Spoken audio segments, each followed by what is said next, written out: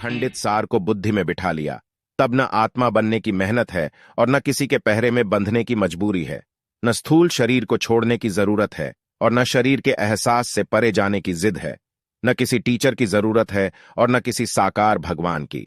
जब कोई जरूरत ही न रह जाए, तमाम असमंजसों से परे होकर हर घड़ी प्रफुल्लित और भारहीन रहने की कला ही है कर्मातीत अवस्था। अतीत माना होता है पुराना, बीता हुआ। आपका हर कर्म पुनरावृत्ति है। जब जहन में यह बात गहरे बैठ जाए तो कहेंगे आप शाह कर्मातीत हो गए। खजाना आपके भीतर है, वहीं परम धाम है। अशांति भी है तो असीम शांति भी, परंतु हमारी नियति है बाहर भटकने की, इसीलिए खुद को गुनाहों के पिंजरे में देखते आए। हकीकत तो यही है कि इस सृष्टि पे पाप पुण्य, लाभ हानि, सुख दुख, सही गलत, भूल अभूल कुछ भी नहीं होता। केवल मन की पीढ़ाएं हैं, मिर्च मसाले हैं, जो साकार सृष्टि को चटकेदार, चमकदार, रंगबरदार बनाए रखती हैं। यह सब तमाशे न हों तो यहां सबका जीवन नीरस हो जाए, फिर काल्पनिक यमलोक, नरकलोक या स्वर्गलोक में दरबार कैसे सजेंगे। डर ही इस सामाजिक जीवन का अस्त्र है। यह डर खत्म तो समझो स्वर्ग शुरू। मन बुद्धि में इसी सामाजिक ढांचे को तहस नहस करना ही है कर्मातीत अवस्था। जैसे परम धाम में निःसंकल्प स्टेज होती है, वैसे ही हर कर्म बिना संकल्प के करते चलो, क्योंकि आप करता नहीं हो। जो कोई करा रहा है वो ड्रामा करा रहा है। ड्रामे की निडरता आपको एकरस बना देती है। कैसे, आइए समझते हैं। यह सारा खेल सृष्टि रंगमंच का एक प्रकार से ड्रामा ही है। एक एक आत्मा अपने शरीर से अपना चरित्र प्ले कर रही है। उसे स्क्रिप्ट थमाकर अपने पाठ की बारीकियां समझाई गई हैं, तो क्या वो गलत कर रही है? कौन सा पाप कर रही है? मनुष्य जो मूवी बनाते हैं तो उसके कलाकार पर्दे पे अपनी कहानी को ही जीते हैं ना? तो क्या पर्दे का अपराधी अपने कृत्रिम जघन्य कार्य के लिए हकीकत में भारी हो जाता है? प्राण शक्ति भी सांसें लेते हुए, छोड़ते हुए अपना निरंतर कर्म करती रहती है, लेकिन यह कर्म प्रभाव से परे होता है, तो ऐसे ही हमारे हर कर्म प्रभाव से दूर होते हैं।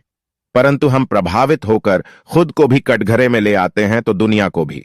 इधर ड्रामे में स्थूल ड्रामा का पूरा मूवी कुनबा अपनी सफलता पे जश्न मनाता है, और बेहद ड्रामा में हम शोक में जाते रहते हैं, जबकि आपका एक एक कर्म आपकी भी सफलता की कहानी कहता है, लेकिन हम खुद को असफल मानते आए हैं। इस बात को भी गंभीरता से लेने की जरूरत नहीं। इसे खामी नहीं, हड़बड़ाना, विचलित या भारी होना भी कहानी की मांग समझो। भल आपकी देह डिस्चार्ज हो जाए, अविनाशी पार्ट और अविनाशी आत्मा की स्क्रीन शक्तिशाली बना के रखो।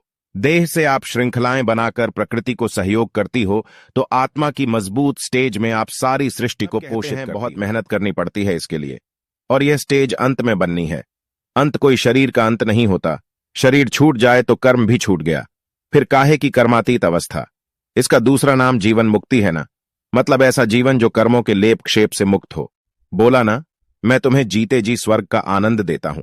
जहां तक बात है मेहनत की, तो ड्रामा को न समझने के कारण जीवन मुक्ति कठिन हो गई है, वरना स्वर्ग की मंजिल आसान होती है। एक अविनाशी शब्द में ही स्वर्ग की कुंजी छिपी हुई है। अविनाशी माना ही सब कुछ पुराना, कुछ भी नया नहीं। आप जो भी मनसा वाचा कर्मणा करते हो, वो सब कुछ पहली बार नहीं करते। जब पहली बार नहीं करते तो डर काहे का? चलिए, डर भी रहता है तो उसे साक्षी स्टेज से देखना शुरू कर दो, तो इस डर का भी इलाज हो जाता है। क्योंकि हम सब जन्म जन्म की विजयी आत्माएं हैं।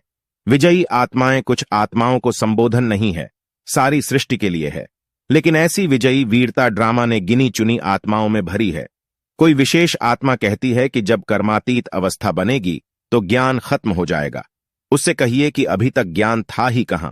सच तो यह है कि अज्ञान खत्म हो जाएगा, गुरुओं के द्वार पे ताला लग जाएगा। अब बात करें वो कौन सा अंत है जो आपको कर्मातीत अवस्था के करीब ले आता है। अंत है यज्ञ के बंधनों से छूटने का, लंबी लंबी अज्ञान वार्ताओं से मोह भंग करने का, कागजों को पुड़िया बनाकर ससम्मान लौटाने का, मन बुद्धि को खुद के अंदर समेटने का। सार यही है कि जब आपके अंदर का युद्ध समाप्त हो जाए।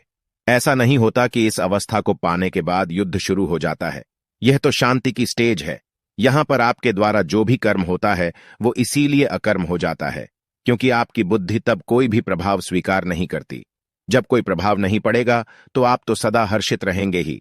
यही तो स्वर्ग है, जीवन मुक्ति है, कर्मातीत अवस्था है। पाप पुण्य आपकी सोच से है, आपके अंदर का अपराध बोध है, जो सामाजिक व्यवस्था और उसकी व्यापारिक बुद्धि की देन है।